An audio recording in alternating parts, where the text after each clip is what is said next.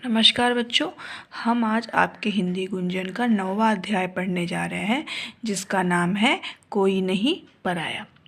इस कविता में विश्व बंधुत्व का संदेश देने वाली है। यह कविता विश्व बंधुत्व का संदेश देने वाली है।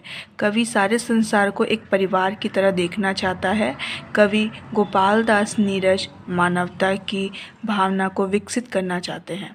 सारे संसार में कोई पराया नहीं है। जात पात ऊंच नीच आदि की सीमाओं के बंधन तोड़कर ही व्यक्ति प्रत्येक घर को देवालय बना देता है। तो आइए हम इस कविता को पढ़ते हैं। कोई नहीं पराया मेरा घर सारा संसार है। मैं न बंधा हूँ देश काल की जंग लगी जंजीरों में। मैं न खड़ा हूँ जात पात की ऊंची नीची भीड़ों में। मेरा धर्म न कुछ स्याही शब्दों का सिर्फ गुलाम है। मैं बस कहता हूँ कि प्यार है तो घट घट में राम है। मुझसे तुम न कहो मंदिर मस्जिद पर मैं सर टेक दूं। मेरा तो आराध्य आदमी देवालय हर द्वार है। कोई नहीं पराया मेरा घर सारा संसार है। इस पद्यांश में कवि कहना चाहते हैं कि मेरे लिए कोई पराया नहीं है। सारा संसार मेरे घर जैसा है।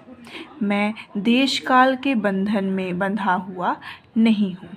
अन्य लोगों की तरह मैं जात पात ऊंच नीच का भेदभाव नहीं मानता। मेरा धर्म सिर्फ पुस्तकों में लिखे शब्दों तक सीमित नहीं है। मेरा मानना है कि यदि आपस में प्यार की भावना हो तो प्रत्येक व्यक्ति में ईश्वर का वास रहता है। मैं मंदिर मस्जिद पर माथा टेकना नहीं चाहता हूँ।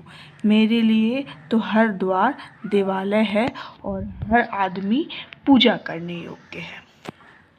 ठीक है, तो नेक्स्ट हम पैरा पढ़ते हैं। कहीं रहे कैसे भी मुझको प्यारा हर इंसान है।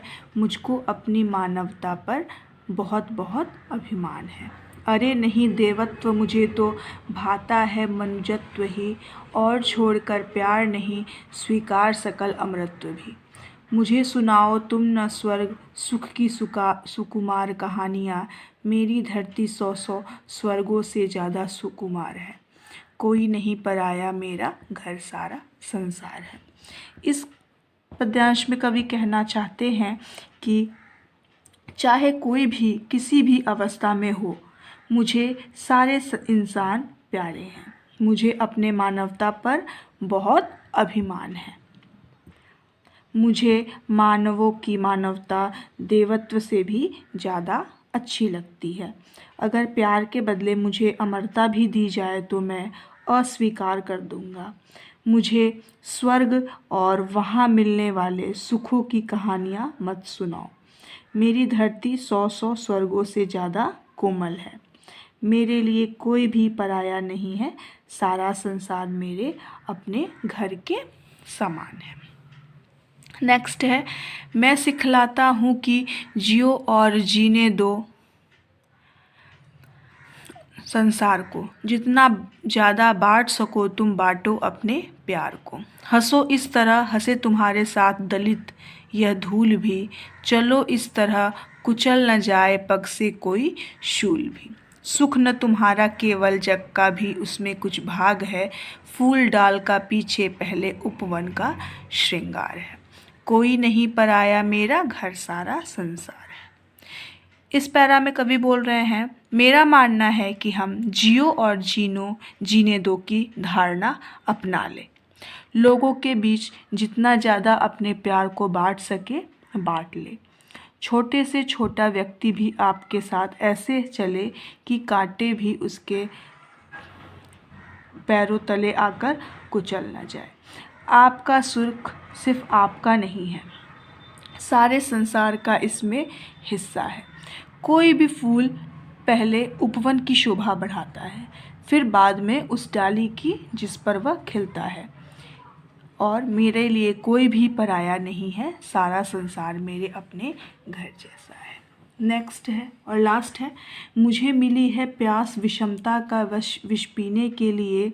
मैं जन्मा हूँ नहीं स्वयं हित जग हित जीने के लिए। मुझे दी गई आग की इस दम में मैं आग लगा सकूं, गीत मिले इसलिए कि जग की सारी पीड़ा गा सकूं। मेरे दर्दीले गीतों को तुम मत पहनाओ हथकड़ी, मेरा दर्द नहीं मेरा है सबका हाहाकार है, कोई नहीं पराया मेरा घर सारा संसार है। इस पैरा में कवि कह रहे हैं मुझे संसार में फैली हुई असमानताओं को दूर करना है। मैं अपने लिए नहीं जन्मा हूँ बल्कि संसार की भलाई में जीने के लिए पैदा हुआ हूँ। मुझे आग इसलिए दी गई है कि अंधकार में आग लगा सकूं, अर्थात मैं अंधकार को दूर कर सकूं। गीत इसलिए दिए गए हैं कि जग की सारी पीड़ा गा सकूं। मेरे दर्द को प्रकट करने वाले गीत सिर्फ मेरे गीत नहीं हैं बल्कि सबका हाहाकार है। मेरे लिए कोई भी पराया नहीं है, सारा संसार मेरे घर के समान है। तो यह कविता यहाँ पे ख़त्म होती है। इस कविता को गोपाल दास नीरज ने लिखा है। गोपाल दास नीरज का जन्म 1925 के उत्तर प्रदेश के पुरावली ग्राम इटावा में हुआ था। ठीक है, तो अब मैं इसका क्वेश्चन आंसर आपको दूंगी, वो आप करिएगा।